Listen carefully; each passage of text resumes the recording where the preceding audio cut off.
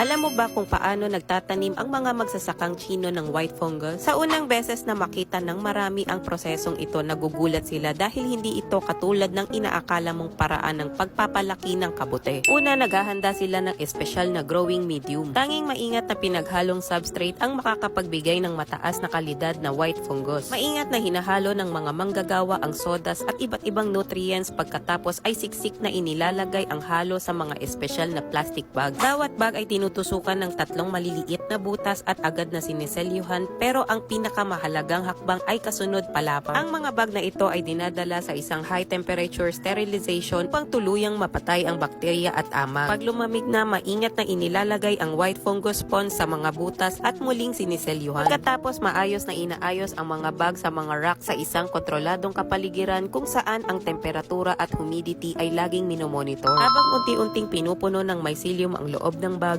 natanggal ang tape sa mga butas at nagsisimulang tumubo palabas ang white fungus. Araw-araw itong dinidiligan ng mga manggagawa upang mapanatili ang tamang humidity dahil kahit kaunting pagbabago ay maaaring makaapekto sa kalidad. Kapag naabot na ng fungus ang tamang laki, ito ay inaani, tinatanggalan ng matitigas na bahagi sa ugat at pagkatapos ay pinatutuyo. Sa huli, handa na itong gamitin. Ang mga malalambot at mapuputing kumpol na ito ay ipinabalot at ipinapadala sa merkado at ginagamit sa mga sabaw, panghimagas at wellness recipes. Maaaring mukhang simpleng sangkap lang ito, pero sa likod nito ay isang mahigpit na kontrolado at kahanga-hangang sistema na hindi agad nakikita.